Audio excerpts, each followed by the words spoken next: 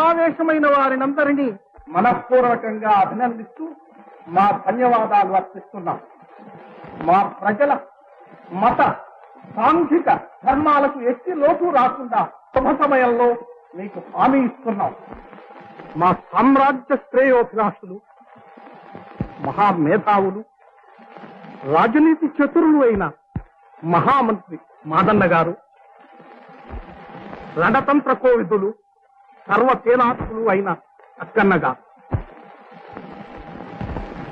అల్లాకు ప్రతినిధులై మాకు విజ్ఞానదాతలైన మౌల్వీ గారు ఈ శుభ సమయంలో మా సంతోష చిహ్నంగా మాచే వీరందరూ సత్కరింపబడుతున్నారు.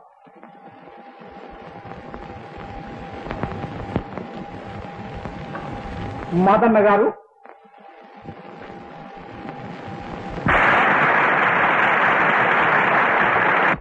మీ అక్కగారు చాలా ప్రమాద స్థితిలో ఉన్నారట. మనల్ని వెంటనే రమ్మని కబురు పంపారు. శాస్త్రి గారు? అవును ప్రభు, చాలా నీరస స్థితిలో ఉన్నారు. ఇంతకంటే నేనేం చెప్పలేదు.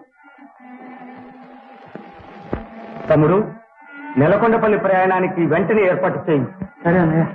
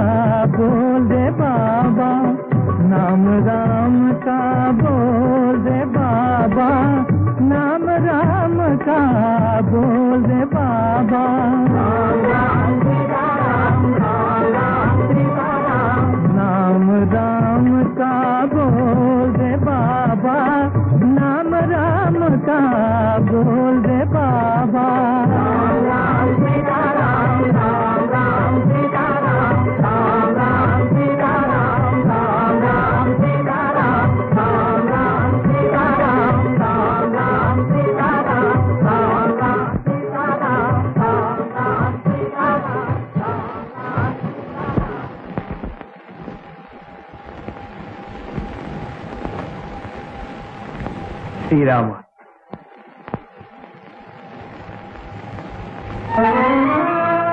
ఎవరు నాయనాను కన్నీరు పెడుతున్నావే? ఇంకా నాకు ప్రపంచంలో మిగిలిందదే స్వామి. తండ్రి చిన్నప్పుడే చనిపోయాడు. కళ్ళల్లో పెట్టు కాపాడిన తల్లి కూడా నిన్ననే దూరమైపోయింది. అయ్యో, చిన్నతనంలోనే ఇన్ని కష్టాలు రావడం కఠిన పరీక్ష.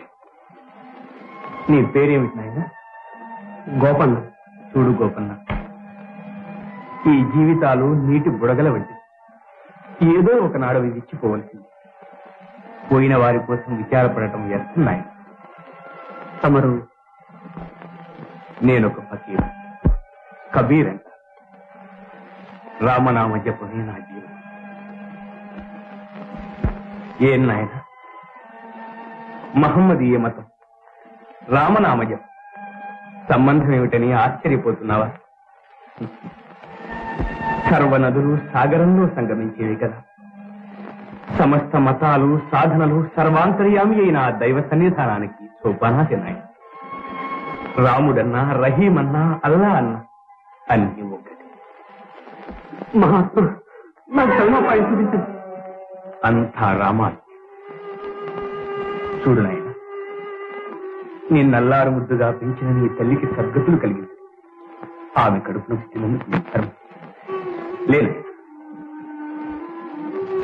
నువ్వింటికి తిరిగి వెళ్ళి నీ తల్లికి చేయవలసిన కర్మలన్నీ పూర్తి చేసి మామూలు మానవ జీవితాన్ని సాగించు.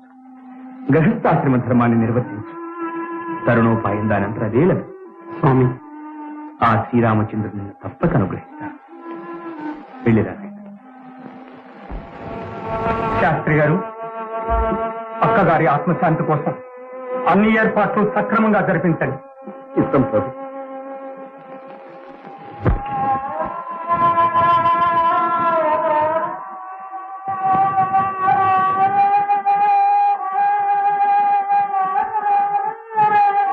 ఇంతకంటే చెప్పవలసింది ఏమీ లేదు శాస్త్రి గారు. కానీ ఒక్క మాట మాత్రం సత్యం, మీరు చేసిన మేలు ఎన్నడూ మర్చిపోలేము శాస్త్రి గారు. పొరుగున ఉన్నందుకు, సాటివారైనందుకు మా అక్కగారు ఉన్నంత వరకు కంటికి రెప్పవలే కాపాడారు. అది నా బాధ్యత కాదా ప్రభు? ఆ బాధ్యత అంతటితో తీరిపోలేదని మనం చేస్తున్నాను. అబ్బాయి ఒక ఇంటి వాడే తిరిగి వచ్చే వరకు ఇక్కడి విషయాలని చూస్తూ ఉండండి.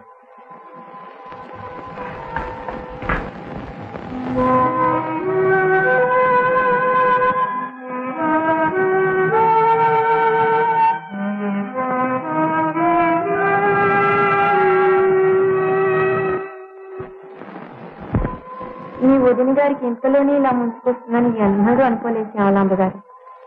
మేం మాత్రం అనుకున్నామా మహారాణి? ఏదో మామూలు జబ్బేనేమో, మందు మాకు తింటే కోరుకుంటుంది అనుకున్నాం. తీరా బయలుదేరి వెళ్ళేసరికి కళ్ళ చూపులకైనా నోచుకోలేకపోయినా ఆమె రుణం అంతటితో తీరుతుంది. పిల్లవాడు అక్కడే ఉన్నాడా? ఆ పరిస్థితుల్లో ఆ అబ్బాయిని అక్కడ వదిలి ఉండటం భావ్యంగా తోచలేదు. అంతే, ఇక నుంచి అబ్బాయి మాతో పాటే ఉంటాడు ప్రభు. అవును, మీకన్నా అతనికి మాత్రం ఎవరున్నారు మాదన్న గారు? తల్లి తరువాత మీరేగా కావలసిన వాళ్ళు. గోపన్న, మీ మిరమామల్ల నీవు కూడా గొప్ప పేరు ప్రతిష్టలు సంపాదించాలి నాయన. ఇష్టం ప్రభు. ఈ బావ ఇంటివాడేనా కమలా? ఓ, బుద్ధిగా చదువుకుంటాడు, రోజు దేవుని పూజ చేసుకుంటాడు, ఎంతో మంచివాడు.